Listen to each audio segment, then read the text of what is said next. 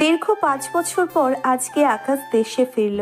আকাশ দেশে ফেরার পর দেশের অবস্থা দেখে হতবাক হয়ে গেল। আকাশ তার নিজের গোডাউনে বসে সাব্বিরের কাছ থেকে দেশের খবরাখবর নিচ্ছে। আকাশ সবকিছু শুনে বলতে লাগলো, সাব্বির, যেই অবস্থা আমি দেখতে পাচ্ছি সেটা দেখে মনে হচ্ছে বাংলাদেশের মধ্যে খুব তাড়াতাড়ি ওই টেররিস্ট গ্রুপ হামলা দিতে চলেছে।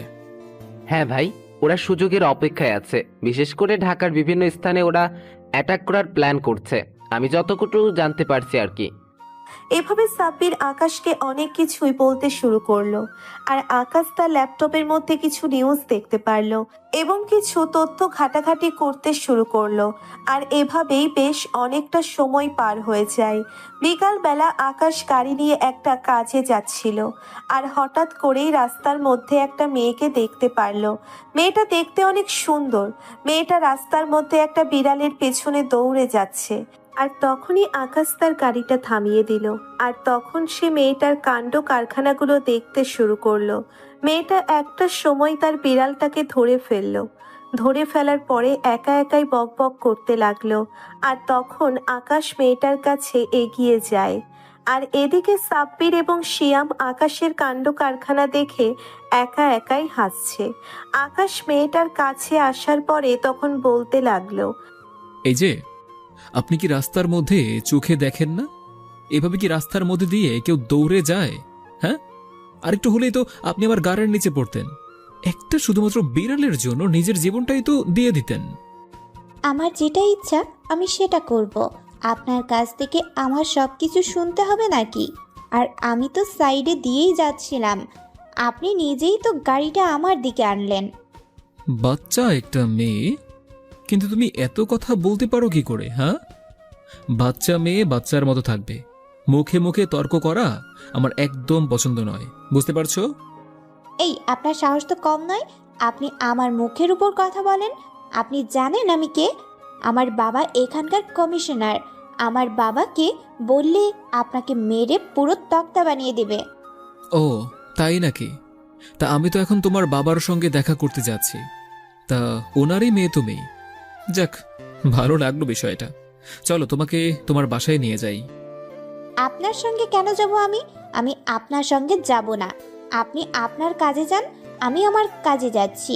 আর আপনাকে চিনি না জানি না, আপনি কি করে ভাবছেন যে আমি আপনার গাড়িতে উঠে পড়ব? পাগল নাকি? নাকি কোনো কিছু খেয়ে এসেছেন? এই কথা বলার পরে আকাশ কিছুটা অপমানিত বোধ করলো। আর তখন সে গাড়িতে উঠে পড়লো। গাড়িতে উঠে পড়ার পরে গাড়িটা সেই কমিশনারের বাসার সামনে চলে আসলো। আর কমিশনার আকাশের আশা দেখে ইমোশনে নিজে থেকেই বাসা থেকে বেরিয়ে আসলো আকাশের সঙ্গে দেখা করার জন্য। কমিশনার ওকে নিয়ে ভেতরে গেলেন। আর ওরা সোফার মধ্যে বসে আলোচনা করছিল একটা গুরুত্বপূর্ণ বিষয় নিয়ে। আর হঠাৎ করেই নীলা তার হাতে বেড়াল নিয়ে তার রুমের দিকে যাচ্ছিল। আর তখন নীলা একবার আকাশের দিকে তাকায়, আর আকাশ নীলার দিকে তাকিয়ে হেসে দেয়। তখন কমিশনার আকাশকে বলতে লাগলো, আকাশ, তোমার সঙ্গে পরিচয় করিয়ে দেওয়া হলো না? আমার একমাত্র মেয়ে এতদিন তার মামার বাসায় ছিল। আসলে তো বুঝতেই পারছো আমার চারিদিকে কত শত্রু। সে কারণেই মেয়েটাকে তার মামার বাসায় রেখেছিলাম, কিন্তু এখন তো অনেক বড় হয়ে গেছে, তাই এখন আমার সঙ্গে রাখছি। তবে এখনও তো সিকিউর নয়। মেয়েটাকে নিয়ে আমার সবসময় টেনশন হয়। ও আচ্ছা আচ্ছা, আমি এখন আপনার সঙ্গে যে বিষয় নিয়ে আলোচনা করার জন্য এসেছি সে বিষয়টা নিয়ে আলোচনা করা যাক। আমি হৃদয়নগরে যেতে চাই। আমার ছেলেদেরকে নিয়ে ওই হৃদয়নগরে আমাকে যে করেই হোক যেতে হবে। দেখো আকাশ, তুমি এতদিন পরে দেশে ফিরেছো, দেশের ভাবমূর্তি এখনও তুমি বুঝে উঠতে পারোনি। আগে তুমি ভাবমূর্তি বুঝো, কিছুদিন যাক, তারপর তুমি একটা সিদ্ধান্ত নিও। আমি এমনিতেই তোমাকে পার্সোনালভাবে অনেক পছন্দ করি। তোমার কাজগুলোকে আমি সম্মান করি, যদিও তুমি মাঝে মাঝে আইন বিরোধী কাজ করো। কিন্তু তুমি যাদেরকে মারো তারা আসলে ভালো মানুষ নয়। তুমি প্রমাণ সহকারে কিন্তু কাজগুলো করো। দেশের আইন বলতে তো কিছু আছে। হৃদয়নগরের কথা বলছো তুমি, জানো হৃদয়নগর এটা কিসের নাম? একটা আতঙ্কের নাম। ওটা একটা গ্রাম হলো, ওখানে প্রবেশ করাটা অনেক বেশি রিস্ক হবে। আপনারা এত প্রশাসন থাকতে ওই হৃদয়নগরে আপনারা যেতে পারছেন না শুধুমাত্র ওই সালমান এবং আলীর ভয়ের কারণে? হ্যাঁ, আপনারা যদি একসঙ্গে যেতেন তাহলে সাধারণ মানুষগুলো একটু রক্ষা পেত। এভাবে চলতে থাকলে ওই মানুষগুলো দিনে দিনে মারা যাবে, কারণ ওই মানুষগুলোকে দিয়ে দিনের পর দিন অনেক অপকর্ম করা হচ্ছে। মানুষগুলো ভয়ের কারণে এসব করে যাচ্ছে। এগুলো নিয়ে যদি আমি না কথা বলি তাহলে কি হবে একবার ভাবতে পারছেন? হ্যাঁ, আমি খুব ভালো করে জানি যে আলী এবং সালমান দুজনে মিলে ওই গ্রামের মধ্যে ঘাঁটি ঘিরেছে। আর ওই গ্রামের মানুষগুলোকে দিয়ে ওরা একের পর এক ড্রাগসের ব্যবসা করে যাচ্ছে। ড্রাগস উৎপাদন হচ্ছে, হিরোইন উৎপাদন হচ্ছে, কিন্তু এখানে আমাদের প্রবেশ করাটা অনেক সমস্যা হবে। তাই আমরা মোটামুটি ভয়ের কারণে ওখানে যেতে চাচ্ছি না, কিন্তু তোমাকে যাওয়ার অনুমতিও দিতে পারছি না। আমি কখনো কোনো কাজের আগে কাউকে বলিনি এখন পর্যন্ত, তবে আপনাকে বলতে এসেছি। আর আপনি আমার বাবার বন্ধু ছিলেন, আর সেই জন্য আপনার কাছে এসেছি। আপনাকে আমি আমার বাবার মতো শ্রদ্ধা করি, আর না হলে আপনাকেও জিজ্ঞাসা করতে আসতাম না। আমাকে ওই গ্রামে যেতে হবে কালকে, আর কেউ কিভাবে যাবে, কি করব সেটা আপনার জানতে হবে না। আপনি কি আমার পাশে থাকবেন কি না এটাই শুধু বলুন। এই গ্রামের সকল তথ্য আমার চাই, যদি দিতে পারেন তাহলে বলে দেন, আর না হলে এত কথা বলবেন না আমার সঙ্গে। ঠিক আছে, তোমাকে যাওয়ার জন্য আমি পারমিশন দিচ্ছি, তবে আকাশ এটা মনে রেখো, ওখান থেকে যদি তুমি বের হতে চাও তাহলে মৃত্যু স্যার ওখান থেকে বের হতে পারবে না, কারণ এমন ভয়ঙ্কর এলাকা হচ্ছে ওই হৃদয়নগর। আর এটাও মনে রাখবে, ওই জায়গার ভিতরে যাওয়াটা সহজ, কিন্তু ভিতর থেকে বাইরে হওয়া অনেক কঠিন।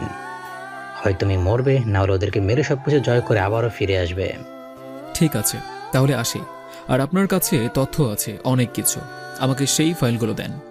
অনেক আগে থেকেই এটার ব্যাপারে রিসার্চ করা হয়েছিল, আর যারা সাংবাদিক লেখা লিখেছিল পত্রিকায়, কিন্তু সেই সাংবাদিককে খুঁজে বেড়াচ্ছে এখন পর্যন্ত। তবে সাংবাদিকটা ছদ্মবেশে সব কিছু লিখেছিল, তার জন্যই বেঁচে গিয়েছে। তারপর ওই সাংবাদিককে না পেয়ে ওই পত্রিকাটাই তুলে দেয়া হয়, অফিসের সংবাদ এবং সবাইকে মেরে ফেলা হয়, শুধুমাত্র সাংবাদিককে ছাড়া। এখন পর্যন্ত খোলা চলছে। আমার ওই সাংবাদিকের খোঁজ চাই। আমি তোমাকে ফাইল দিয়ে দিয়েছি, তবে এটাও তুমি ঠিক, তুমি সাংবাদিকদের ব্যাপারে জানতে চাও না প্লিজ। আমি তোমার পায়ে ধরে বলছি, কারণ ওই সাংবাদিকের ব্যাপারে আমি তোমার কাছে কোনো কিছু বলতে পারবো না। আমাকে ওই সাংবাদিকের সঙ্গে যোগাযোগ করতে হবে। ওই সাংবাদিকের কাছ থেকে আরও অনেক কিছু জানতে পারা যাবে, আর সব কিছু জেনেই আমি ভিতরে যাব। আপনি বলুন, সেই সাংবাদিককে আমি কোথায় পাবো? প্লিজ আকাশ, আমার উপর কথা বলো না, আমি তোমাকে সব কিছু বলে দিচ্ছি। আর তোমাকে আমি সব কিছু করার পারমিশনও দিচ্ছি, তবে এটার ব্যাপারে জানতে চেও না। এখানে সমস্যা আছে, অনেক বড় সমস্যা। আমি তোমার কাছে হাত জোর করে ক্ষমা চাচ্ছি, এটার জন্য আমি বলতে পারবো না। কমিশনার সাহেব, আপনি কিন্তু আমাকে ভুল বলছেন। ওই সাংবাদিকের কোনো ক্ষতি হবে না, আমি তাকে সিকিউরিটি দেব। তবে আমার এখন ইমার্জেন্সি তার কাছ থেকে তথ্যগুলো জানাও অনেক প্রয়োজন। প্লিজ আপনি আমাকে বলুন ওই সাংবাদিককে আমি এখন কোথায় পাবো। চিন্তা করবেন না, ওনার কোনো কিছুই হবে না। আর ওই সালমান আর আলী ওই সাংবাদিকের কোনো কিছুই করতে পারবে না, আপনি আমার উপর বিশ্বাস রাখুন। আমার বাবাকে এত প্রেশার দিয়ে কোনো লাভ নেই। আমি সেই রিপোর্ট তৈরি করেছিলাম। আপনি আমার সঙ্গে কথা বলুন, আমার বাবাকে কোনো কিছু বলবেন না। আমার বাবার যদি কোনো কিছু হয় তাহলে কিন্তু আপনাকে আমি ছেড়ে কথা বলবো না। আকাশ তখন সামনের দিকে তাকায়, আর তাকিয়ে দেখতে পারলো তাদের সামনে নীলা এই কথাগুলো বলছে।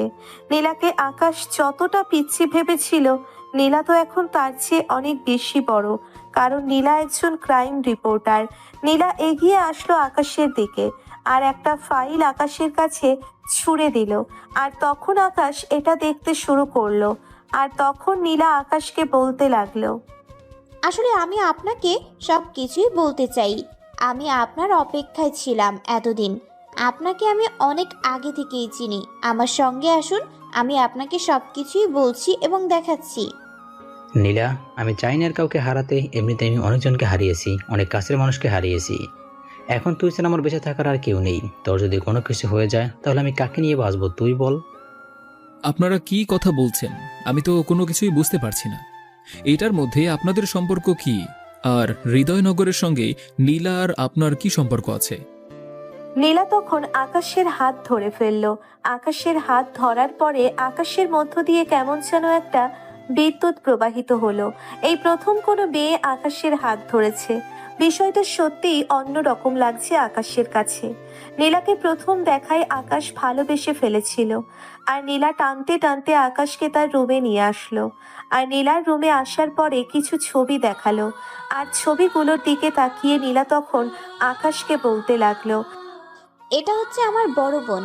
আমার বড় বোন ছিল ক্রাইম রিপোর্টার, আর আমাদের বাড়ি ছিল ওই হৃদয়নগর। হৃদয়নগরের সন্ত্রাস ছিল সালমান, আর একটা সময় সালমান আলীর সঙ্গে যোগ দেয়। আর তখন দুজনে মিলে চিন্তা করলো পুরো গ্রামটাকে চারদিক থেকে ঘিরে ফেলে ওখানে ড্রাগসের ব্যবসা করবে। লোকজন তেমন একটা বসতো না, আর বাবার পোস্টিং হয়ে যায় এইখানটায়, প্রমোশনও হয়, আর বাবা এইখানে চলে আসে। কিন্তু আমার বোন সেখানেই থেকে যায় ওই রিপোর্ট তৈরি করার জন্য, সবার কাছে মুখোশ খুলে দেওয়ার জন্য। সালমান একজন অনেক বড় ব্যবসায়ী, ওখানকার এমপি, ওখানে অনেক সুনাম রয়েছে। আর আমার বোন চেয়েছিল সবার সামনে ওর মুখোশটা খুলে দেওয়ার জন্য, এই জন্যই থেকে গিয়েছিল। আর তার সঙ্গে আমার মাও থাকতো। আমি তো তখন আমার বাবার সঙ্গে চলে এসেছিলাম। আর আমার আপু যখন রিপোর্টগুলো সবার সামনে তুলে ধরতে শুরু করলো, তখনই আমার আপু এবং মাকে ওরা নৃশংসভাবে হত্যা করে। এমন ঘটনা ঘটেছিল যেটা আর বলে প্রকাশ করার মতো না। আমার বোনটাকে সবার সামনে ধর্ষণ করা হয়, তারপর লাশটাকে এমনিতেই ফেলে রাখা হয় একটা জঙ্গলে। কেউ যায়নি ওখানে, কারণ যে জঙ্গলে যেত তাকেই মেরে ফেলতো। তারপরে বাবা এটা জানতে পেরে আমাকে আমার মামার বাসায় পাঠিয়ে দেয়, আর বাবাও চুপচাপ হয়ে যায় ভয়ে। আমি মামার বাসায় থেকে একটা রিপোর্ট তৈরি করলাম, ওই সালমানের ব্যাপারে ছদ্মবেশে লিখেছিলাম। তাই এখনো আমি বেঁচে আছি। আমি চাই যে ওরা শাস্তি পাক, আর ওই গ্রামের মানুষগুলো একটু স্বস্তি পাক। আমিও চাই ওই গ্রামের মানুষগুলো যেন একটু শান্তিতে বাঁচতে পারে। আর আমি সালমান এবং আলীকে এমনভাবে মারব যেটা ইতিহাসের দৃষ্টান্ত হয়ে থাকবে। আমার ওপর বিশ্বাস রাখো, আর তোমার কাছে যা যা তথ্য আছে সব কিছু আমাকে বলো। তুমি কি চাও না তোমার বোনের, তোমার মায়ের হত্যার প্রতিশোধ নিতে? হ্যাঁ, আগে চাইতাম না, কিন্তু যখনই আপনার কথা আমি শুনেছি যে আপনি লন্ডনে থাকার পরেও বাংলাদেশে ফিরে আসছেন, তখনই মনে হয়েছিল কেউ না কেউ তো হয়তো কথা বলার জন্য এসেছে। ওই গ্রামের রিপোর্ট তৈরি করবে তুমি, তাও আবার আমার সঙ্গে গিয়ে। আমি তোমাকে সাহায্য করব। চলো আমার সঙ্গে, তুমি চলো। তুমি সব কিছু লাইভ টেলিকাস্ট করবে সবার সামনে। এভাবে আকাশ নীলার সঙ্গে আরো অনেক বিষয়ে কথা বলতে থাকে। আকাশ নীলাকে মোটিভেট করতে থাকে ওই গ্রামে যাওয়ার জন্য। নীলার চাওয়াটা অনেক বেশি প্রয়োজন। নীলা সবার সামনে বিষয়টা তুলে ধরতে পারবে, আর নীলাও অমত করলো না। নীলা প্রতিশোধের আগুনের জন্য প্রতিশোধ নেওয়ার জন্য রাজি হয়ে যায়। আর নীলা এবং আকাশ পরদিন সকালবেলা রওনা হয়। ওই হৃদয়নগর গ্রামটা বেশ উন্নত, কিন্তু এই সালমানের জন্য নামটা আর গ্রাম নেই। এখন সেটা হয়েছে গোটা একটা ড্রাগসের ফ্যাক্টরি, যেখান থেকে কোটি কোটি টাকার ড্রাগস পাচার হয়ে যায় বিদেশে এবং দেশের বিভিন্ন স্থানে, বিশেষ করে স্কুল, কলেজ, ভার্সিটিতে ড্রাগসের ব্যবসা হয়ে থাকে। শুধুমাত্র সালমানের কারণেই ওরা প্রতিটি ভার্সিটিতে ছাত্রছাত্রীদেরকে ড্রাগসের এখানে আসক্ত করছে। ছেলে মেয়েগুলো এখন দিনের পর দিন নেশায় আসক্ত হয়ে যাচ্ছে। দেশের পরিস্থিতি খারাপ করতে যাচ্ছে, আর দেশের পরিস্থিতি খারাপ হলে এই মুহূর্তে আলী এবং সালমান মিলে সকল কিছু দখল করে নেবে। কথা বলার মতো কেউ থাকবে না, এবং আলী এটাও জানে যে পর্যন্ত আকাশ বেঁচে থাকবে সে পর্যন্ত তাদের বাংলাদেশে আসা একদমই পসিবল হবে না। তাই আকাশকে মারার জন্য অনেক প্ল্যান করছে, কিন্তু এদিকে আকাশকে মারার কোনোভাবেই সম্ভব হচ্ছে না। সকালবেলা প্রায় 5 ঘন্টা জার্নি করার পরে ওরা হৃদয়নগরে এসে পৌঁছলো। হৃদয়নগর আসার পরে ভিতরে খুব ভালোভাবেই ছদ্মবেশে প্রবেশ করলো। যেহেতু এটা নীলার জন্মস্থান, তাই লোকজন তাকে খুব ভালোভাবেই চেনে। আকাশ ভিতরে প্রবেশ করার পরে যেটা দেখতে পারলো, সেটা দেখার জন্য মোটেও প্রস্তুত ছিল না, কারণ ছোট ছোট বাচ্চাদেরকে নিয়ে ওপেন ড্রাগসের কাজ করাচ্ছে প্যাকেটজাত করছে, আর এটা সালমানের লোকজন তদারকি করছে। আর যে ছেলেরা কাজ করতে চাচ্ছে না তাদেরকে ইচ্ছে মতো ধরে ধরে পিটাচ্ছে, আর ছেলেরা ভয়ে কাজ করছে আরো দ্রুত গতিতে। এগুলো দেখার পরে আকাশের চোখ দিয়ে অনবরত পানি ঝরতে শুরু করলো, কারণ এই কোমলমতি বাচ্চাদেরকে দিয়ে এসব জঘন্য কাজ করাচ্ছে এই সালমান। আকাশ একটা বাড়িতে চলে আসলো। এটা মূলত তাদের আগের বাসা নীলাদের। নীলা বাসায় গিয়ে আসার পরে তখন আকাশকে বলতে লাগলো, এখন তো তুমি সব কিছু নিজের চোখে দেখতে পারলে। আমার বিশ্বাস তুমি সাকসেসফুলভাবে ওদেরকে মুক্ত করতে পারবে, মানুষগুলোকে নতুন জীবন দিতে পারবে। তুমি ছাড়া অন্য কেউ পারবে না ওদেরকে নতুন জীবন দেওয়ার জন্য। আমি আমার জীবন দিয়ে হলেও ওদেরকে মুক্ত করে ছাড়ব। একটা মানুষ কি করে এতটা জঘন্য কাজ করতে পারে সেটা সালমানকে না দেখলে হয়তো জানা বা বুঝতে পারতাম না। আমাদের এখন সব কিছু বুঝে শুনে তারপরে করতে হবে। যদি আমরা কোনো ভুল করে থাকি বা আমরা যদি কোনো ভুল করি, তাহলে কিন্তু আমাদের অনেক অবস্থা খারাপ হয়ে যাবে। ওরা আমাদেরকে কেটে টুকরো টুকরো করে ভাসিয়ে দেবে, আর তোমার স্বপ্ন কোনোদিন পূরণ হবে না। আমি প্রতিশোধ নিতে পারবো না, তাই দুজনে একটু সাবধানে কাজ করতে হবে।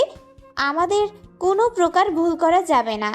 এখন এদিকে আসো, আমি তোমাকে ল্যাপটপে কিছু জিনিস দেখাচ্ছি। এখানকার ম্যাপ কোন জায়গায় করা কি করেছে সেটা আমি অনেক আগে থেকেই ভিডিও করে পেন ড্রাইভে এনেছি। এই ভিডিওটার মধ্যে সব কিছু পাবে। এটা তোমার জন্য অনেক উপকার হবে।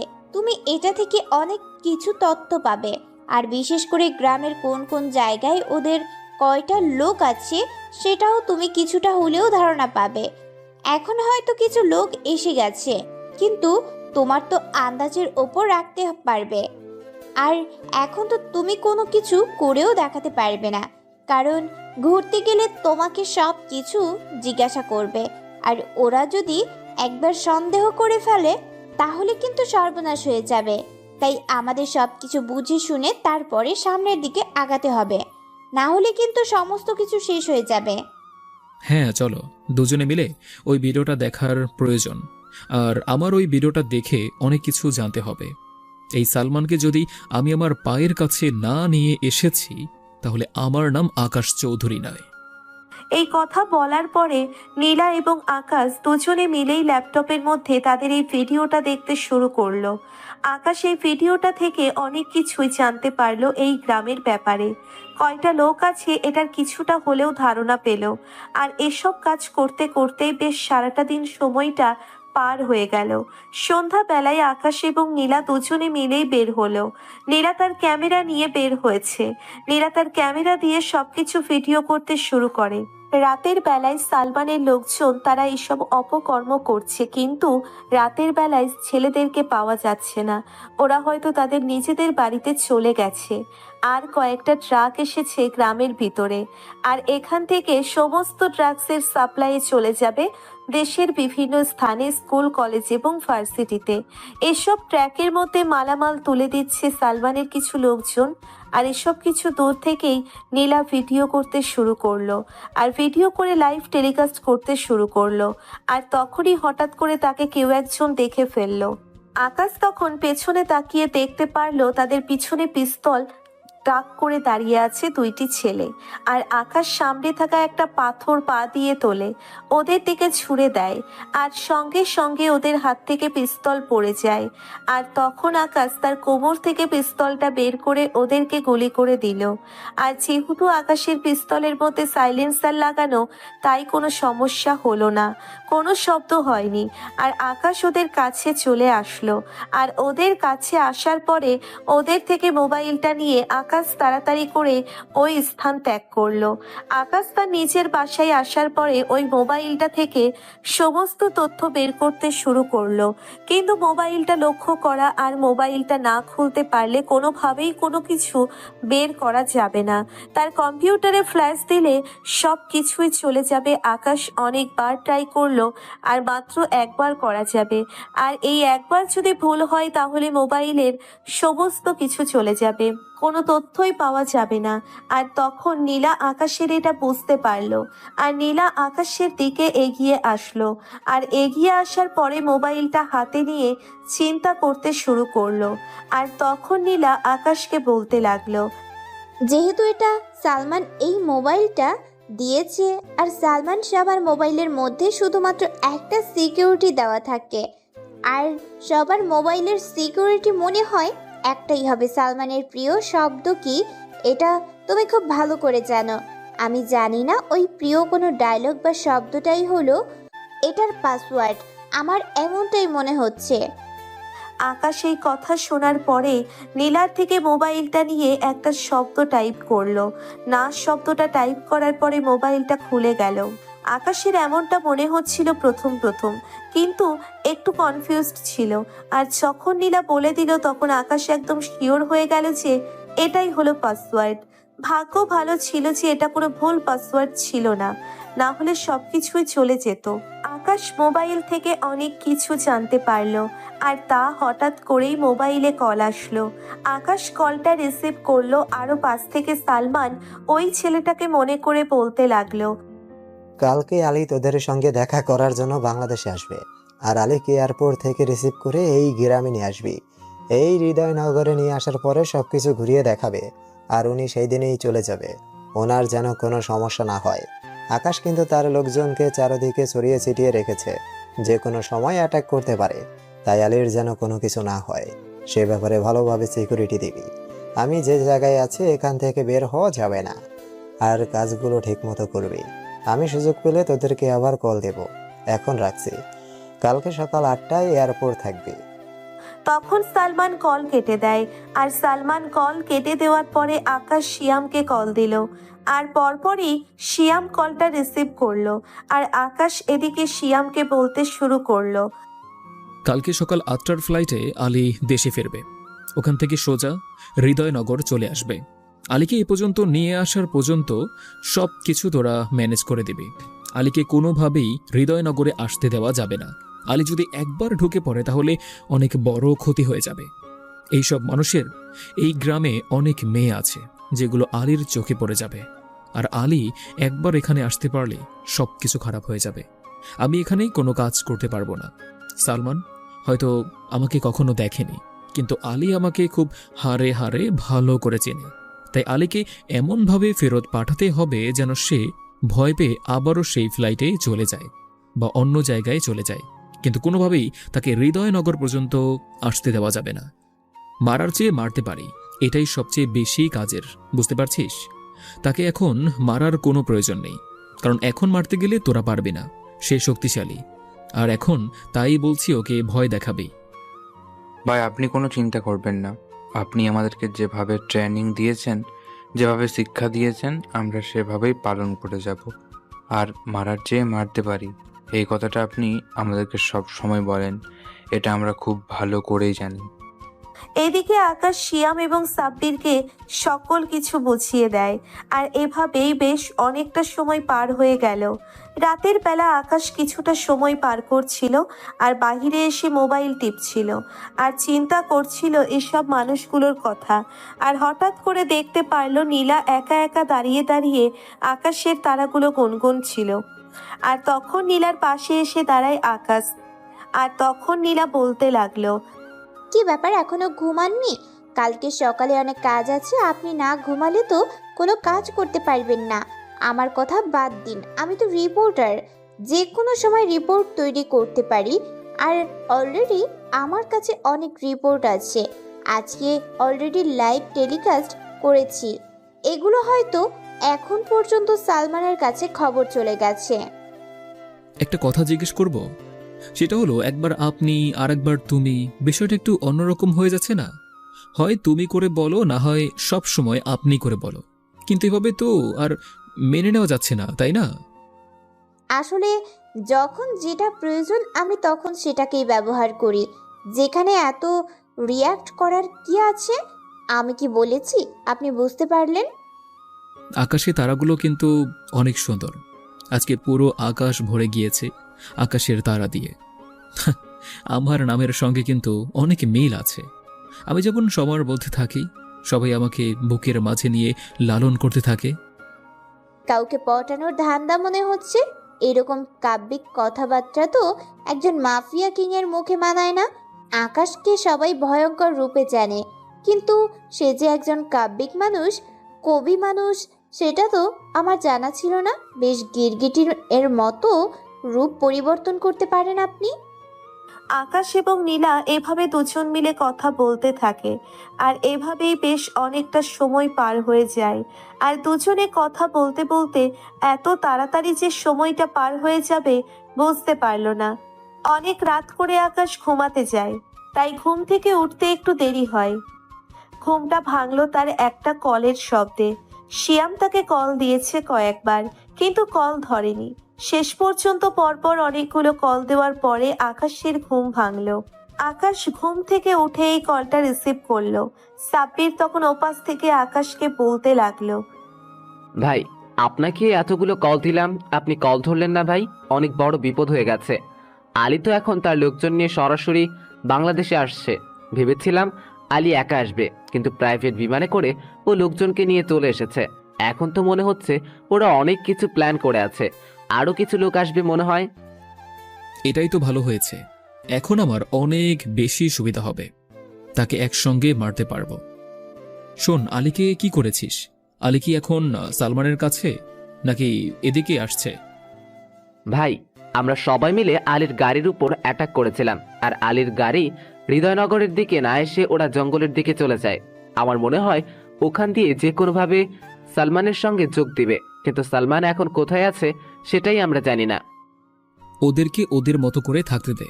আমি এদিকটায় 2 দিনের মধ্যেই কমপ্লিট করে আবারও শহরে ফিরছি। এখন যা খেলা হবে সবকিছু ইন্টারন্যাশনাল খেলা। এখন আর কোনো আইপিএল বা বিপিএল খেলা নয়। তোরা এখন তোদের কাজ করতে থাক। এই কথা বলে আকাশ কল কেটে দিল। আকাশ কল কেটে দেওয়ার পরে শিয়ামকে কল দিয়ে বলল লোকজনকে হৃদয়নগরে পাঠিয়ে দেওয়ার জন্য। আর এদিকে শিয়াম এবং সাব্বির মিলে আকাশের লোকজনকে পাঠিয়ে দিল ওই হৃদয়নগরে। ট্র্যাক ভর্তি আকাশের ছেলেরা এসে একের পর এক সালমানের লোকজনের উপর অ্যাটাক করতে থাকে। আর এগুলো নীলা ভিডিও করতে শুরু করলো। আর নীলা লাইভ টেলিকাস্ট করছে, আর এগুলো সারা বাংলাদেশের মানুষ দেখছে। আকাশের এসব কর্মকাণ্ড দেখে সাধারণ মানুষ অনেক খুশি, কিন্তু দেশের মধ্যে একটা অন্যান্য পরিবেশ তৈরি হয়ে গিয়েছে, কারণ এখন প্রশাসনের উপর অনেক চাপ আসতে শুরু করেছে। এদিকে এই টেলিকাস্ট ভাইরাল হয়ে যায়, আর সকলেই নীলার নাম জেনে যায় যে নীলা আড়াল থেকে এসব কাজ করে যাচ্ছে। আর এদিকে আলী এবং সালমানের কাছে খবর চলে যায় হৃদয়নগরের কথা। হৃদয়নগরে অ্যাটাক করে ফেলেছে আকাশের লোকজন। আর তখন ওদিকে সালমান আলীকে তখন বলতে লাগলো, আমি কয়েকবার বলেছিলাম যে আকাশের লোকজন যে কোনো সময় অ্যাটাক করতে পারে। আপনি আসার কারণে এত তাড়াতাড়ি অ্যাটাক করেছে, না হলে আরও অনেক পরে অ্যাটাক করতো। আমি আমার ব্যবসা আরও চালিয়ে যেতে পারতাম, আমি নিজে শক্তিশালী হতে পারতাম। এখন লাভ হওয়ার আগেই সব কিছু শেষ হয়ে গেল। এই মাত্র টাকার মুখ দেখা শুরু করেছিলাম। এত কথা বলিস না। আমি যেহেতু আছি তাহলে তোর কোনো এত চিন্তা কি? আমি থাকতে ওই আকাশকে নিয়ে তোর চিন্তা করতে হবে না। ওই আকাশকে কি করে মারতে পারি সেটা শুধুমাত্র দেখতে থাক। ওই হৃদয়নগর শেষ হয়ে গেছে তো কি হয়েছে? এখন আমাদের কাছে যেসব স্টক আছে এগুলো যদি প্রতিটা ভার্সিটিতে সব কিছু সরিয়ে দেওয়া যায় তাহলেই হবে। আকাশ আমাদের কোনো কিছুই করতে পারবে না। আমাদের লোকজনকে বেতন বাড়িয়ে দিয়ে আরও বেশি কাজ করতে বলো তাড়াতাড়ি। আমার এত টাকার ইনভেস্ট, আমার একা এত টাকার ক্ষতি হয়ে গেল, আর আপনি আমাকে এসব কথা শোনাচ্ছেন? আকাশ আমার এত বড় ক্ষতি করে দিল, আর আপনি এখনো বসে আছেন?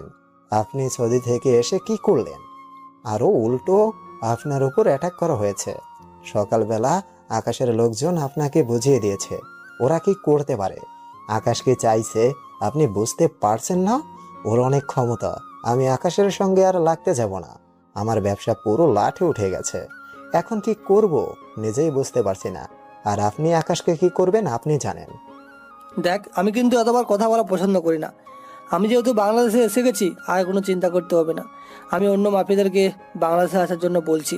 ওরা কয়েকদিনের মধ্যেই বাংলাদেশে চলে আসবে, আর তখন আকাশকে আমরা খুব সহজেই ফেলে দিতে পারবো। আর এখানে রাজত্ব করবো আমরা। বাংলাদেশে রাজত্ব করবি তুই, আর আমি ওখান থেকে তোকে সব কিছু বুঝিয়ে দেবো। আমার উপর বিশ্বাস রাখ। অলরেডি ওই হৃদয়নগরের কথা একটা মেয়ে সাংবাদিক সবকিছু ছড়িয়ে দিয়েছে। মানুষ এখন আমাদেরকে পেলে কেটে টুকরো করে দেবে। আর ওখানকার মানুষ জেনে গেছে যে আকাশের লোকজন চলে এসেছে। মানুষজন এখন মাথাচাড়া দিয়ে উঠবে। এবার আমাদেরকে আগের মতো ভয় পাবে না, কারণ আকাশ তো সেই ভয় মানুষের কাছ থেকে তুলে নিয়েছে। মানুষ এখন নিজে নিজে বুঝতে শিখে গেছে। আকাশের নিউজ সব কিছু টেলিকাস্ট হচ্ছে। এই যে দেখুন টিভিতে, ওই মেয়েটাকে আমার চাই। ওই মেয়েটা তার নিজের গোপনীয়তা রক্ষা করে তারপর রিপোর্ট করছে। তার জন্য কিছু জানতে পারিনি এখনো পর্যন্ত। আকাশের লোকজন সকলে মিলে সালমান এবং আলীর লোকজনকে একে একে গুলি করে মেরে ফেলছে। লাশগুলোর মাটিতে পড়ে আছে আর একটা একটাকে গুলি করে মারছে। আর সবাই ছটফট করতে করতে সেখানেই লুটিয়ে পড়ছে। আকাশ তখন সাধারণ জনগণকে শান্ত করে ওরা ছোটাছুটি করছিল। আর আকাশের কথায় ওরা একটি নিরাপদ জায়গায় চলে গেল। সকলকেই আকাশ মেরে ফেলল। আকাশের কথায় 2টা হেলিকপ্টারে করে ওদেরকে গুলি করেছে। এভাবেই পার হয়ে গেল বেশ অনেকটা সময়। আজকে থেকে আকাশের জন্য হৃদয়নগর স্বাধীন হয়ে গেল আবারও। নতুন করে হৃদয়নগরের মানুষগুলো এখন শান্তিতে থাকতে পারবে। তখন শিয়ামকে আকাশ বলল এখানে দায়িত্বে থাকার জন্য। কোনো কিছু বলে যেন আকাশকে সরাসরি জানায়। আর মনে হয় না ওরা আর হৃদয়নগরের দিকে আসবে, কারণ ওরা খুব ভালো করে বুঝে গেছে এখানে তাদের কোটি কোটি টাকা লস হয়েছে শুধুমাত্র আকাশের কারণে। আর ওরা অনেক ভয় পেয়েও গিয়েছে। আকাশ নীলাকে নিয়ে চলে আসলো আবারও তার সেই শহরে। চিরচেনা শহরে এসে সে তার হাতে থাকা কিছু কাজ করতে লাগলো। আর এভাবেই পার হয়ে গেল বেশ কয়েকটা দিন। সকলেই এখন শান্তিতে বসবাস করছে। আকাশ একদিন রাতের বেলা তার ল্যাপটপে কাজ করছিল। আর তখনই আকাশের মোবাইলটা বেজে উঠল। আর সেই সময় ওপাশ থেকে নীলা তাকে বলতে লাগলো, হৃদয়নগর থেকে হয়তো সালমান আর আলী লোকজনকে সরিয়ে দেওয়া হয়েছে। হৃদয়নগরের মানুষ এখন শান্তিতে বসবাস করছে। কিন্তু ন্যাশনাল ভার্সিটির খবর কি তুমি কোথাও রাখো? ন্যাশনাল ভার্সিটির অবস্থা তার চেয়েও অনেক বেশি খারাপ। এতদিন সবার সামনে আসেনি, কিন্তু আমি গোপন তথ্য জানতে পেরেছি ওই ন্যাশনাল ভার্সিটির ব্যাপারে। কি বলছো কি তুমি? আমি তো কোনো কিছুই বুঝতে পারছি না। আর ন্যাশনাল ভার্সিটি তো অনেক বড় একটা ভার্সিটি। এই ভার্সিটিতে অপকর্ম আর এসব কিছু হওয়ার কথা নয়, কারণ এটা অনেকেই ভালো জানে। এমনকি আমি নিজেও তো এই ভার্সিটি থেকে পড়াশোনা করেছি। এই ভার্সিটি এমন হয়ে যাবে? আমি জানি তুমি এটা বিশ্বাস করবে না। ঠিক আছে, আমি তোমাকে কিছু ছবি এবং ভিডিও ক্লিপ পাঠাচ্ছি। তুমি এগুলো দেখো, তারপরে আমাকে ফোন করে জানাও। তুমি তো বিশ্বাস করছো না, দেখো আমি তোমার ল্যাপটপে পাঠিয়ে দিয়েছি। আকাশ নীলার সঙ্গে কলে থাকা অবস্থায় নীলা তার সবকিছু আকাশের কাছে পাঠিয়ে দিল। আকাশ এগুলো দেখার পরে যেন কোনো কথা বলতে পারছিল না, কারণ প্রতিটি ছাত্রছাত্রীর কাছে ড্রাগসের প্যাকেট রয়েছে। আর এগুলোকেও গোপনে ভিডিও করেছে এবং ছবি তুলেছে। আকাশ এগুলো দেখার পরে তখন নীলাকে বলতে লাগলো, আমি কালকেই ভার্সিটিতে অ্যাডমিশন নিয়ে আবারও ভার্সিটি লাইফে ফিরে আসছি। তোমার ভার্সিটিতে আসার প্রয়োজন নেই। তুমি ভার্সিটিতে আসলে আমি সঠিকভাবে কাজ করতে পারবো না। তোমার কাজ তুমি করবে, কিন্তু সেটা বাইরে থেকে। আরে আমি আমার ভার্সিটিতে যাব না, এটা তুমি কেন বলছো? আমি তো ওই ভার্সিটির স্টুডেন্ট। আমি এবার ফাইনাল ইয়ারের ছাত্রী। তুমি কি জানো না? আমি তো তোমাকে কয়েকবার বলেছিলাম, আর তুমি আমার কথাগুলো মন দিয়ে শোনো না। তাহলে এখন বুঝতে পারলাম। তোমার কথা মনোযোগ দিয়ে শুনলে কি হবে শুনি? তুমি কি আমার কাছের কেউ যে তোমার কথা মনোযোগ দিয়ে শুনতে হবে? আর আমি মনে হয় খুবই আনন্দে ছিলাম, তার জন্য তোমার কথা শুনতে পারিনি। হ্যাঁ, তুমি অনেক ব্যস্ত ছিলে, কিন্তু তাই বলে আমার মুখের কথাবার্তাগুলো তুমি ভালোভাবে শুনবে না? আমি তো কারো না কারো কাছে স্পেশাল, তাই না? তুমি বিশ্বাস করতে পারবে না ভার্সিটিতে কত ছেলে আমার জন্য পাগল, কিন্তু সবগুলো তো নেশাখোর। এটা আমি খুব ভালো করেই জানি। আর ভিডিওগুলো আমি নিজেই করেছিলাম। কালকে ভার্সিটিতে গিয়েছিলাম, তারপরেই দেখার পর ভিডিওগুলো করেছি। আগে এই ভার্সিটির কোনো কিছু জানতাম না, কারণ আমি তো ঠিকমতো ক্লাস করতাম না। আমি আমার রিপোর্ট তৈরি করতাম, এগুলোর মধ্যে অনেক ব্যস্ত ছিলাম। তোমাকে অসংখ্য অসংখ্য ধন্যবাদ। তোমার মতো ক্রাইম রিপোর্টার যদি দেশে থাকে তাহলে দেশে অন্যায়, অত্যাচার, মানুষের উপর জুলুম এবং মাদকদ্রব্য এসব ছড়ানো একদম কোনো কিছুই হবে না। বাংলাদেশ সোনার বাংলাদেশ হিসেবে গড়ে উঠবে। হয়েছে, থাক, এখন আর নীতি কথা বলার প্রয়োজন নেই। তুমি কালকের জন্য রেডি হও। যে করেই হোক তোমাকে ভার্সিটিতে আসতে হবে এবং সব কিছু সমাধান করতে হবে। ভার্সিটি থেকে যদি সালমান এবং আলীর লোকজনকে সরিয়ে দেওয়া যায় তাহলে ওরা আর কোনো কিছু করতে পারবে না। কারণ এমনিতেই হৃদয়নগরের পুরো বড় একটা অংশ তাদের ধ্বংস করে দেওয়া হয়েছে। তাদের কোটি কোটি টাকা লস হয়ে গেছে। আর ভার্সিটি থেকে সরিয়ে দিতে পারলে ওরা আর কখনো বাংলাদেশে ফিরে আসতে পারবে না। আমি শুধুমাত্র ওদেরকে পথে বসাবো না, আমি ওদেরকে মেরে ফেলবো। কারণ ওরা যেসব অত্যাচার মানুষের সঙ্গে করেছে, আমার সঙ্গে করেছে, যে কাজগুলো করেছে ওরা, এগুলোর জন্য মৃত্যুই হতে পারে ওদের একমাত্র শাস্তি। কি করেছে আমি তোমার ব্যাপারে জানতে চাই। তুমি তো কয়েকবার বলেছিলে তুমি তোমার ব্যাপারে সবকিছু জানাবে আমাকে, কিন্তু ওরা এমন কি করলো যে তোমার অনেক বড় ক্ষতি হয়ে গেছে? আর তুমি তো তোমার নিজের সম্পর্কে কোনো কিছুই বলনি। তোমার বাসায় কে কে আছে, কোথায় তারা, এগুলো তো আমি জানি না। কখনো তুমি কারোর কথা প্রকাশ করনি।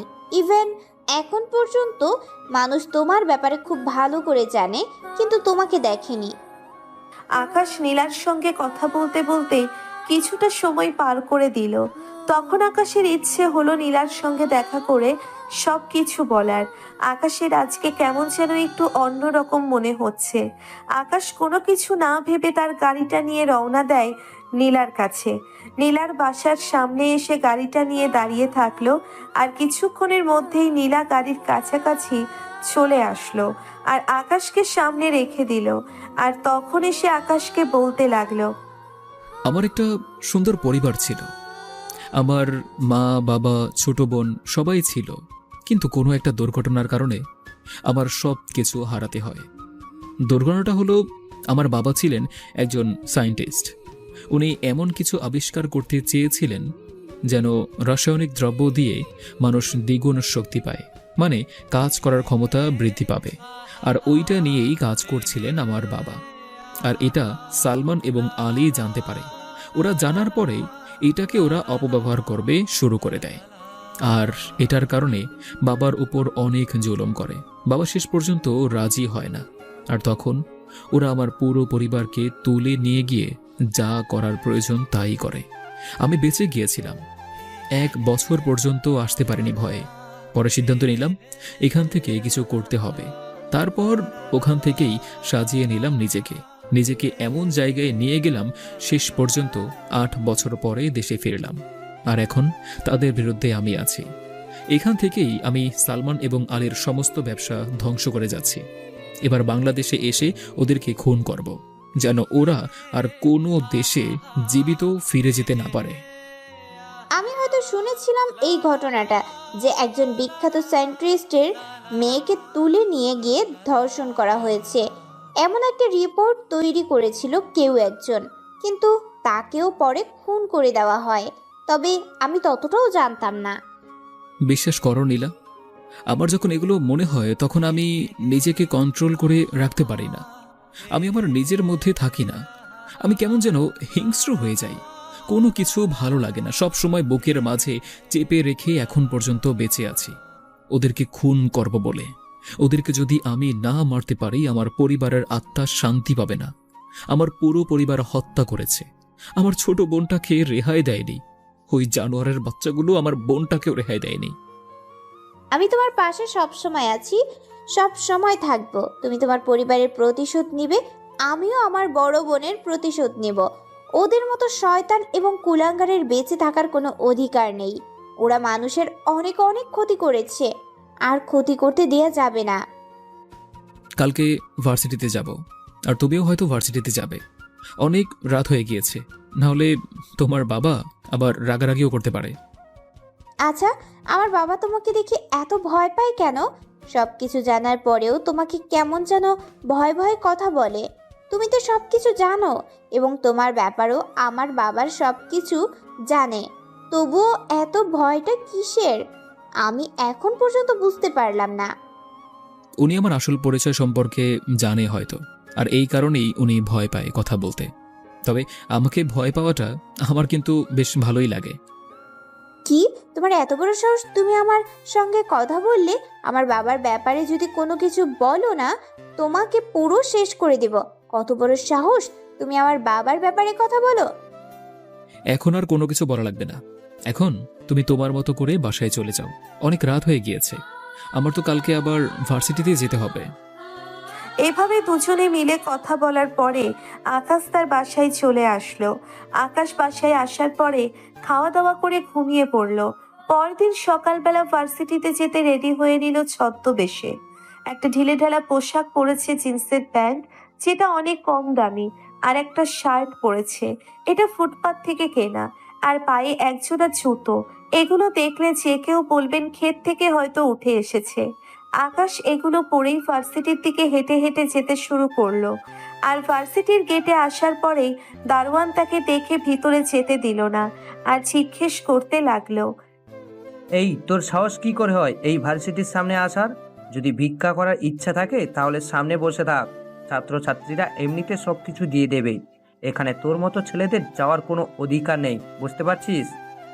আরে ভাইয়া, আপনি আমার সঙ্গে এরকম ব্যবহার করছেন কেন? আমি তো এই ভার্সিটিতে নতুন অ্যাডমিশন নিয়েছি। এই দেখেন আমার সার্টিফিকেট, আমার কাগজ। দারোয়ান ছেলেটা যখনই আকাশের কাগজপত্রগুলো দেখতে পারলো, তখন আকাশকে ভিতরে আসার জন্য অনুমতি দিল। গেট খুলে দিল, আর আকাশ ভিতরে যাওয়ার পরে মনে হলো এক অন্য জগতে প্রবেশ করেছে। কারণ মোটামুটি সবাই ওপেনলি সিগারেট খাচ্ছেন, আর স্যারগুলো এগুলো দেখেও না দেখার ভান করে চলে যাচ্ছে। আকাশ একটা পাশে গিয়ে বসে পড়ল, আর কিছু দূরে তাকিয়ে দেখতে পারলো তার বান্ধবীদের সঙ্গে কথা বলছিল নীলা। দূর থেকে আকাশের দিকে তাকিয়ে আনমনে হেসে যাচ্ছে। নীলা মনে মনে বলছে, মানুষটা তো অনেক বেশি ভালো অভিনয় করতে পারে। যতটা ভেবেছিলাম তার চেয়েও অনেক বেশি অভিনয় করে। সে বোঝার কোনো উপায় নেই যে সে একজন বড় একজন বিজনেসম্যান, এখন আন্ডারওয়ার্ল্ডের সেই আকাশ চৌধুরী, যাকে দেখে পুরো আন্ডারওয়ার্ল্ড কেঁপে ওঠে। সে নাকি এখন খ্যাত হয়ে ভার্সিটিতে এসেছে। বিষয়টা ভাবতেই কেমন যেন আমার লাগছে। মানুষটাকে যতই দেখি ততই অবাক হয়ে যাই। এমন মানুষটা আমার সঙ্গে পরিচয় হবে, আমি তাকে নিজ থেকে দেখতে পারবো, এরকম ভাগ্য কয়জনের হতে পারে? আকাশ একা একা বসেছিল। আর তখন ভার্সিটির সভাপতির একমাত্র ছেলে হলো নেহাল চৌধুরী। আর নেহাল হলো এই ভার্সিটির ভিপি। তার দলবল নিয়ে এই ভার্সিটিতে রাজত্ব করে থাকে। এই ভার্সিটিতে নেহালের উপর কথা বলার মতো কারো সাহস নেই।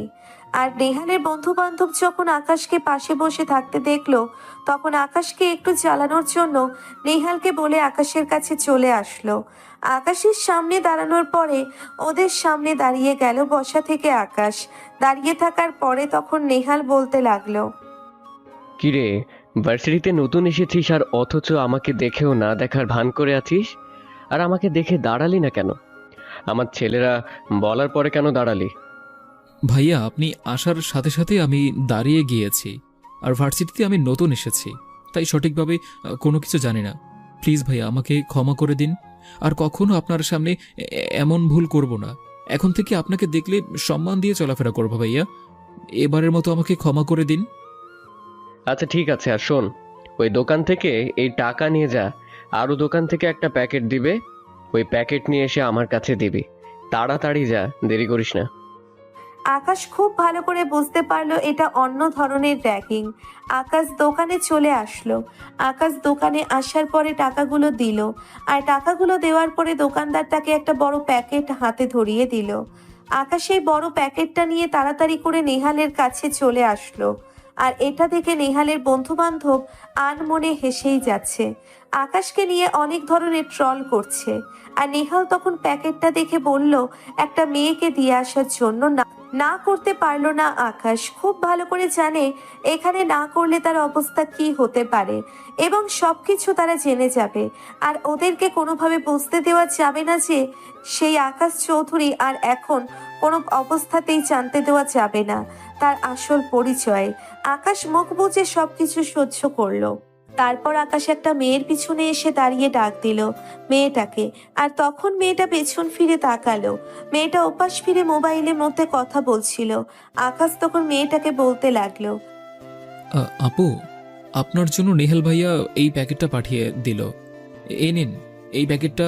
এটার মধ্যে কি আছে আমি জানি না, আমাকে দিতে বললো তাই দিলাম।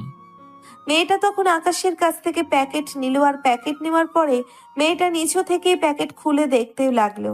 মেয়েটা এগুলো দেখার পরে তেলে বেগুনে জ্বলে উঠলো আর আকাশের গালে একটা ঠাস করে থাপ্পড় মারলো। আকাশের গালে থাপ্পড় মারার পরে মেয়েটা তখন রাগী কণ্ঠে বলতে লাগলো, কুত্তার বাচ্চা, তোর সাহস কি করে হয় আমাকে এগুলো দেওয়ার? তুই জানিস আমি কে?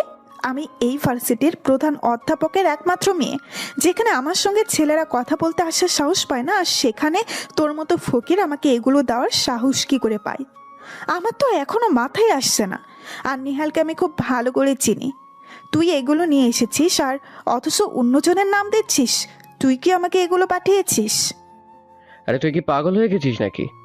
আমি তোকে এগুলো কেন পাঠাতে যাব? তোর সঙ্গে কি আমার এসব সম্পর্ক? ও নিজে থেকে এসব নিয়ে দেখলাম দোকানে গিয়ে তোর জন্য এসব কে নিয়ে আনলো। আমি দূর থেকে তাকিয়ে তাকিয়ে দেখছি আর হাসছি। তুই যদি বলিস তাহলে ছেলেটাকে একটু সাইজ করে দেই। তোর সাহস কত বড়! তুই আগে তো নিজে অন্যায় করেছিস, তারপর আবার অন্যজনের উপর দোষ দেওয়ার চেষ্টা করছিস। তুই কি মনে করেছিস আমি এসব কোনো কিছু বুঝি না? তোর মতো ফকিন্নিরা এসব করবে, এটাই স্বাভাবিক। কোনো মেয়ে দেখলে এই গায়ে পড়তে ইচ্ছা করে, আর যদি কেউ রাজি হয়ে যায় তাহলে তো সব কিছু পেয়ে যাবে, তাই না ফকিন্নির বাচ্চা? আপু, আমি সত্যি বলছি, আমি এসবের কোনো কিছু জানি না। আপনি শুধু শুধু আমাকে ভুল বুঝছেন।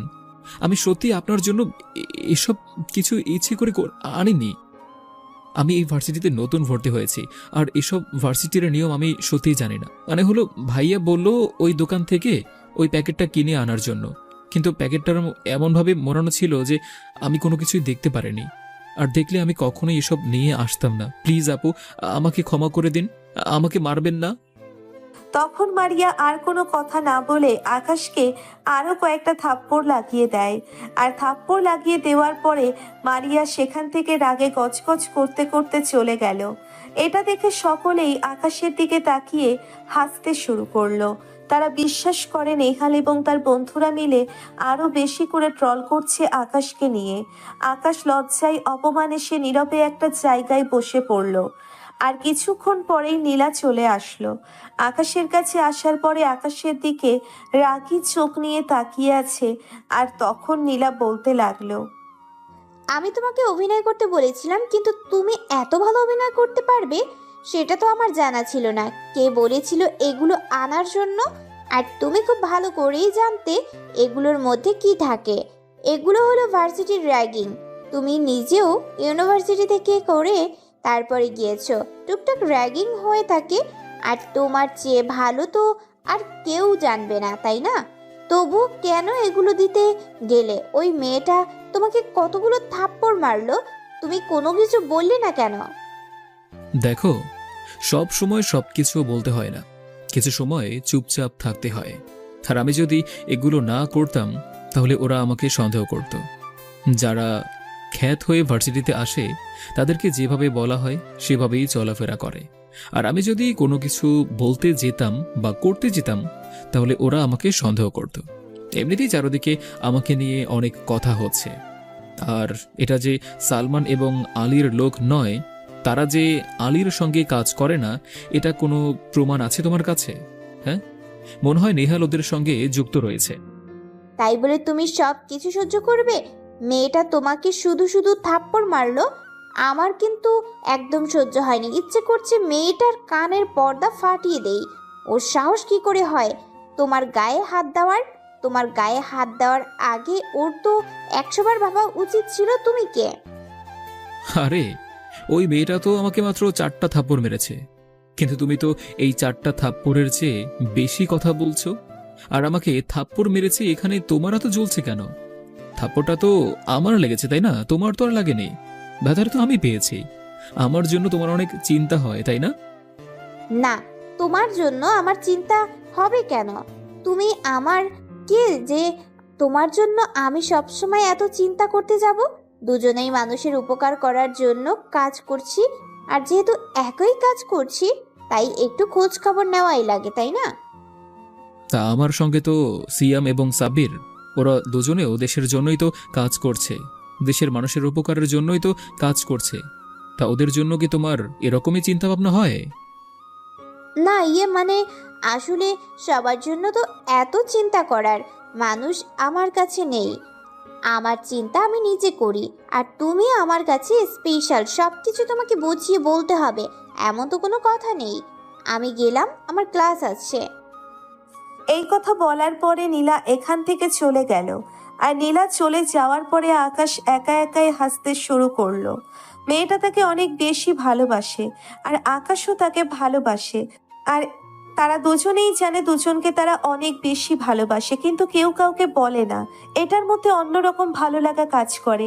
আকাশের কোনো কিছু না ভেবে সে ক্লাসে চলে আসলো।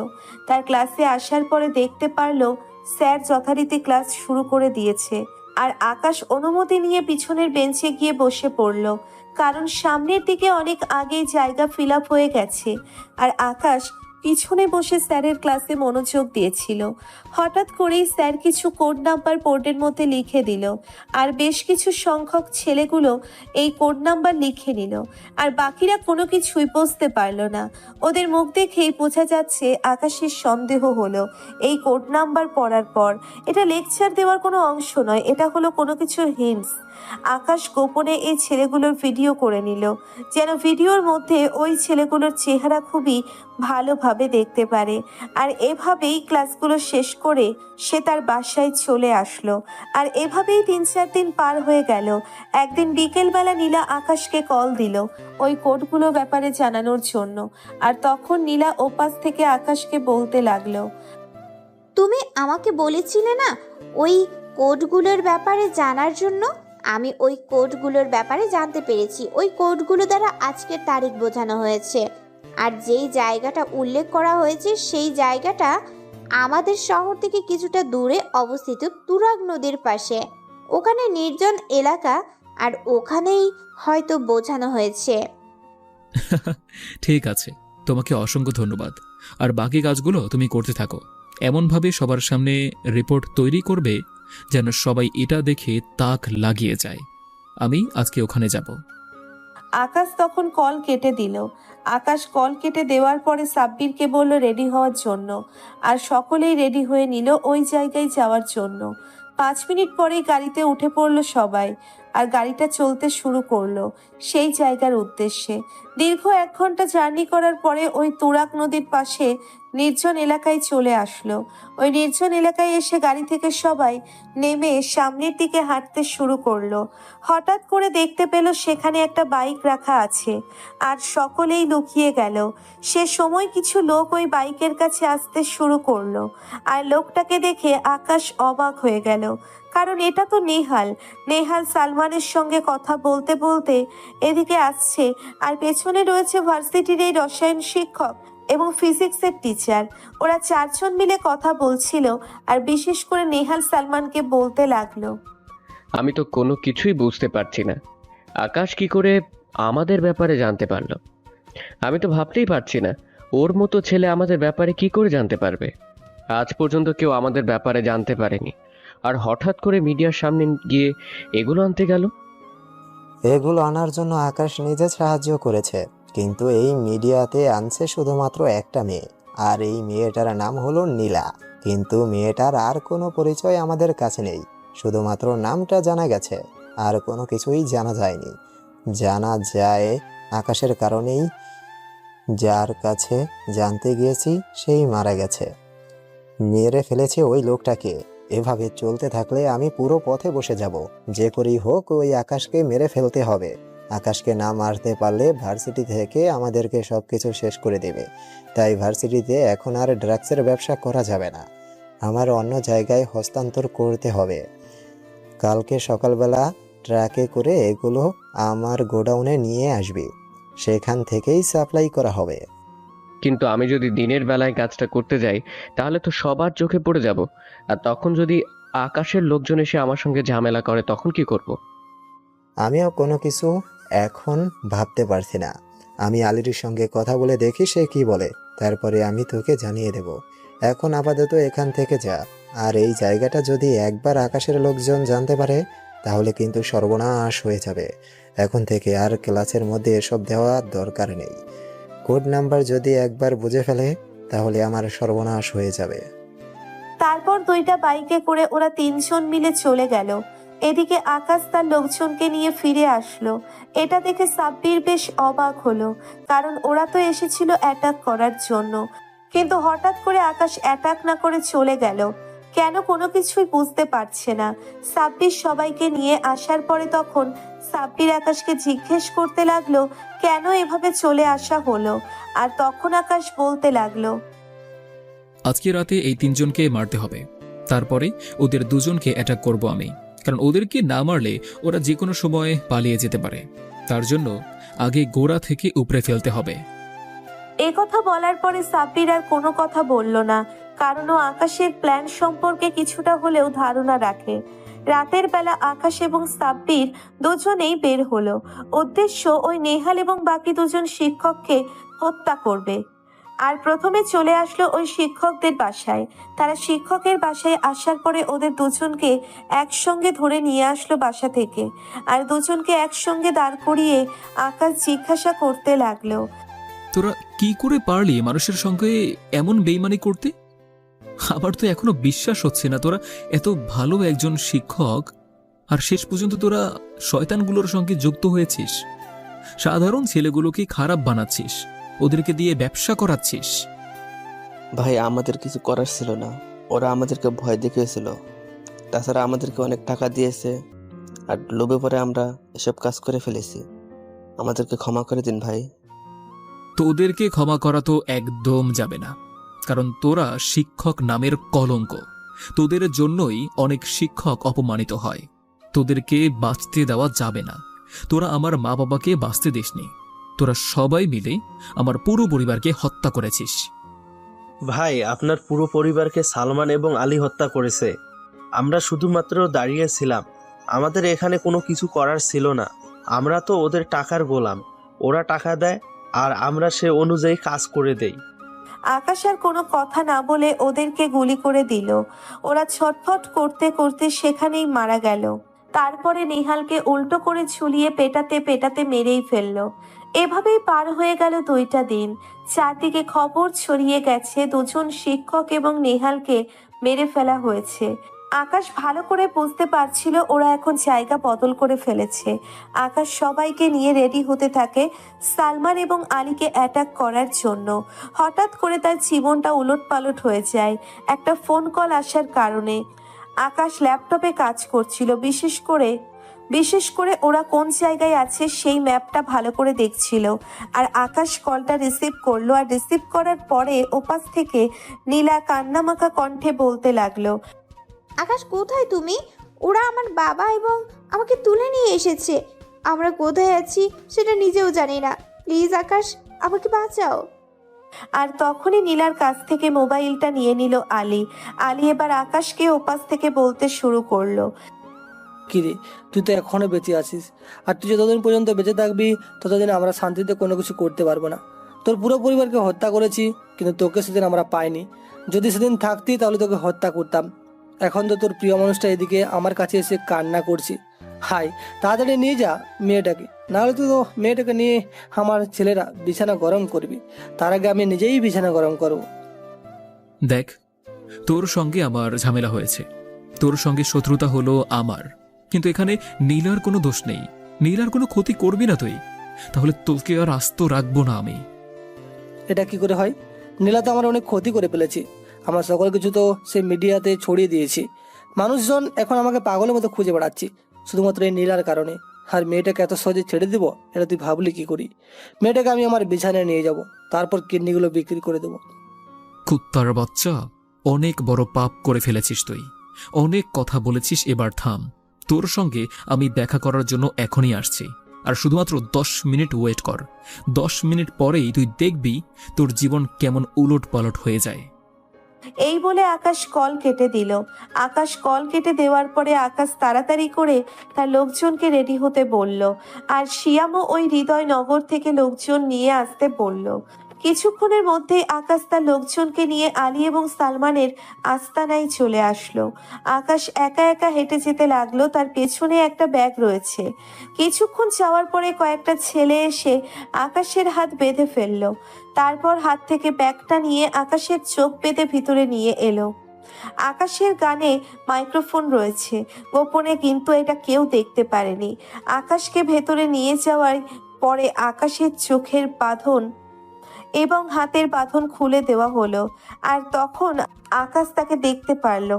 নীলাকে চেয়ারের সঙ্গে বেঁধে রেখেছে, আর আকাশ যাওয়ার পরে আলীকে বলতে লাগলো, আলী, এখনো তোকে আমি ভালোই ভালোই বলছি, নীলাকে ছেড়ে দে। নীলার যদি কোনো কিছু হয় তাহলে কিন্তু তুই বেঁচে থাকতে পারবি না।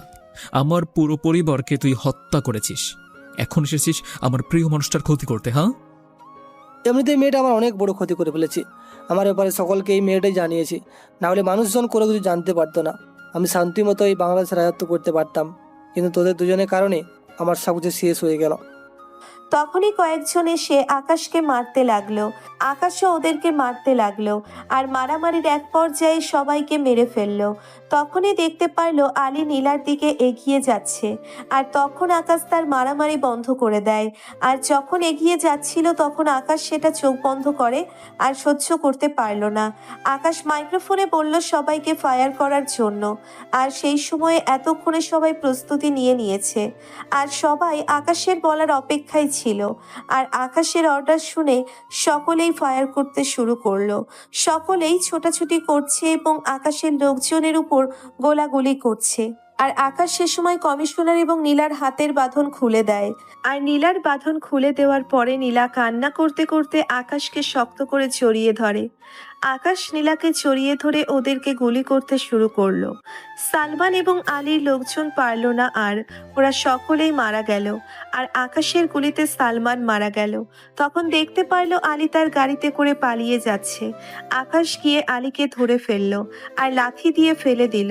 আলীর দিকে পিস্তল তাক করে আকাশ বলতে লাগলো, তুই কি মনে করেছিস আমার হাত থেকে তুই পালিয়ে যাবি? এটা তো কখনোই সম্ভব না। আমার পুরো পরিবারকে হত্যা করেছিস তুই, আমার বোনটাকে পর্যন্ত রেহাই দিসনি। ছোট্ট একটা মেয়েকে তোরা শেষ করে দিয়েছিস, আর এরপরেও তোরা বেঁচে থাকবি, এটা তুই ভাবলি কি করে? আকাশ ভাই আমার, তুই আমাকে ক্ষমা করে দে। আমি জানি আমি তোর অনেক ক্ষতি করে ফেলেছি। আমাকে মারলে তো আর ওরা ফিরে আসবে না। আমি তোর কাছে আমার জীবন ভিক্ষা চাইছি। তোকে ক্ষমা করা যাবে না। তুই মানুষের শত্রু, দেশের শত্রু। তোর মতো কুলাঙ্গারকে ক্ষমা করলে আমার পরিবার এবং যাদের ক্ষতি করেছিস ওদের আত্মা শান্তি পাবে না। আকাশ এই কথা বলার পরে গুলি করে দিল পরপর অনেকগুলো। আলী সেখানেই মারা গেল। আর সে সময় নীলা দৌড়ে এসে আকাশকে শক্ত করে জড়িয়ে ধরে কান্না করে দেয়। আকাশও নীলাকে জড়িয়ে ধরে বলতে লাগলো, সবাইকে হারিয়েছি, নিজেকে কন্ট্রোল করতে পেরেছি, কিন্তু এখন আমার এই জীবনে তুমি ছাড়া আর কেউ নেই। অর্ধেক জীবন তো পার করেই ফেলেছি, আর বাকি অর্ধেক জীবনটা না হয় তোমার সঙ্গেই কাটিয়ে দেব। আমিও আমার নিজের জীবনের থেকেও অনেক বেশি ভালোবাসি তোমাকে। সব কিছুর পরেও এইভাবে সারা জীবন তোমার বুকের মাঝে আগলে রেখো। আমি সব সময় তোমার পাশে ছিলাম আর থাকবো। আজকে থেকে আর কোনো বাধা রইল না আমাদের মাঝে। মানুষ এখন শান্তিতে বসবাস করতে পারবে, যেটা কেউ করতে পারেনি সেটা তুমি করিয়ে দেখিয়েছো। আকাশ নীলার কথা শুনে নীলাকে আরো শক্ত করে তার বুকের মাঝে আগলে নিল। আর এভাবেই না হয় চলতে থাকুক তাদের মিষ্টি ভালোবাসার গল্পটা। নিত্য নতুন এরকম মাফিয়ার গল্প পেতে আমাদের চ্যানেলটি এখনই সাবস্ক্রাইব করে পাশে থাকবেন। ধন্যবাদ সবাইকে।